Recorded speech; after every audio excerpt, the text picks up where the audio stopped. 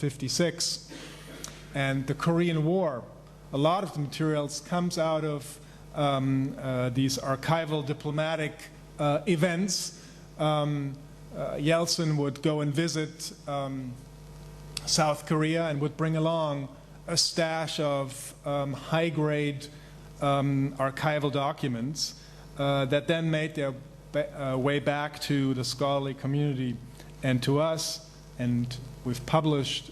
and analyzed some of these materials in the Cold War Project, and they're also available on the website. As access in Moscow became more restrictive under the KGB agent-turned-president successor of Yeltsin, Vladimir Putin,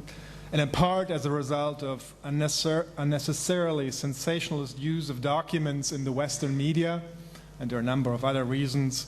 for this development that I can go into in the Q&A,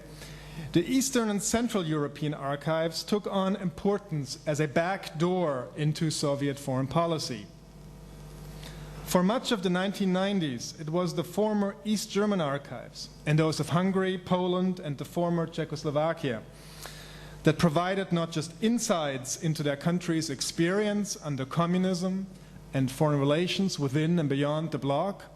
but also into Soviet foreign policy, at least as communicated to and perceived by these countries' political class. Germany perhaps went furthest in by declassifying all of the former East German Communist Party records and state security intelligence files right through the end of the regime in 1989. Poland, Hungary, and the Czech Republic, as well as Bulgaria, have adopted similar broad access policies. This process continues. Poland, for example, just a couple years back, made the unusual decision to finally release almost all of its files from the now defunct Warsaw Pact, held until then in classified files at the Polish Defense Ministry, and these materials are still inaccessible at the headquarters of the former Warsaw Pact in Moscow. The opening of the Yugoslav, now Serbian archives, and especially the papers of longtime Yugoslav leader Josip Tito, after the demise of the autocratic regime of Slobodan Milosevic in 2003, opened up sources that will not just broaden our understanding of the Soviet-Yugoslav split, the beginning of the Cold War, and more broadly the Cold War on the Balkans, but also, for example, the non-alignment movement in which Tito took a leadership role. Since 2003, the Romanian archives have also come in from the cold, noteworthy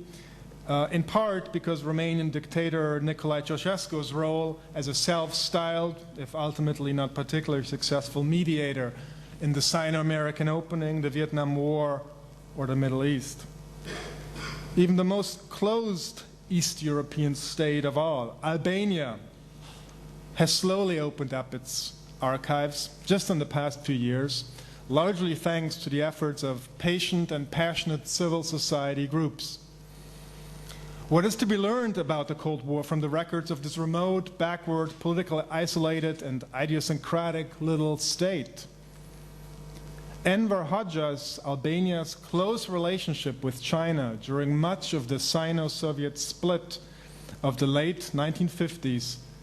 and early 1960s, and especially the Cultural Revolution, turns its archival records into a unique and rich historical vantage point for exploring central episodes of Chinese foreign policy and the perspectives of the Beijing leadership during a period when most Soviet bloc countries had little or no contact with the PRC. In the absence of access to Chinese archives for the Cultural Revolution period, the Albanian documentation may provide important insights into Beijing's foreign policy. Now, you have to know Albanian for this, but that's just a little hurdle, right? Perhaps the most important recent development in the availability of new sources on the Cold War is the cautious opening by the Chinese Foreign Ministry archives. Prior to the late 1980s, China scholars had to travel to Hong Kong, Taiwan, perhaps Singapore, and rely upon contemporary newspapers and selected documents published internally or officially by the Chinese government to study Beijing's policies. Much to the surprise of the scholarly community, and apparently after considerable debate between ministry and party officials, in January 2004, the PRC Foreign Ministry announced that it would open up its records to researchers. Since then, some 40,000 records have apparently been declassified for the period up to 1960. The profound impact of these first genuine archival materials from the Foreign Ministry archives, even if access remains tightly controlled, and I'm happy to talk more about that in the Q&A section. The profound impact of these materials on the scholarly discussion is already visible, and they raise the specter of the Iron Curtain being raised throughout archives in Asia.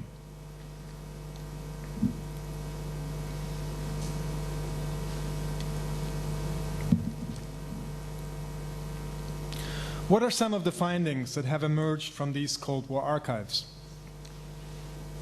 One of the first things scholars went looking for as they delved into the Russian archives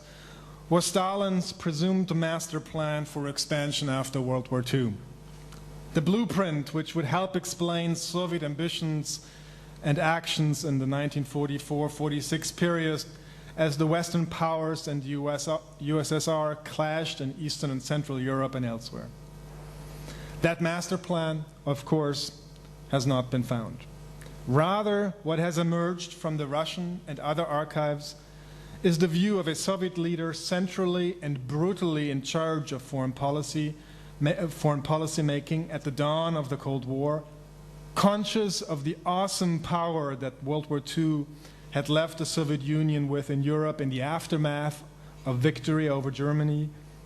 yet deeply anxious about the possibility of a re-emerging German power that had brought his regime almost to the brink of collapse. A leader deeply conflicted in his policy goals, often unwillingly and sometimes willingly undermined in his intentions and ambitions by his underlings and the forces on the ground. Sometimes a cautious real politician, eager to preserve a modicum of agreement with the Western Grand Alliance partners, sometimes blinded by ideological preconceptions and probably constitutionally unable to break out of a cycle of mistrust and suspicion that engulfed his thinking as the Cold War grew colder. In divided post-war Germany, Stalin genuinely believed in the possibility of successfully appealing to the Germans' desire for national unity. Yet the actions of his lieutenants, willingly or unwillingly, sabotaged his intentions,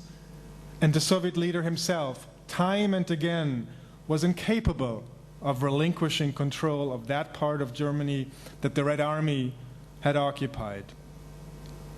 Stalin, one historian has argued, could not help himself but engage in a Cold War with the West. While the archival quest for master plans and, for that matter, grand conspiracy proved rather elusive, the new evidence has allowed us to be a fly on the wall in the innermost chambers of power in Moscow and the East Bloc capitals. We can now document the dramatic discussions of the Soviet and East German Politburos at the height of the 1953 uprising in the German Democratic Republic, the first major uprising, popular uprising behind the Iron Curtain, the chalk of which haunted the East German communists for the entire life of their regime. Just to give you a sample,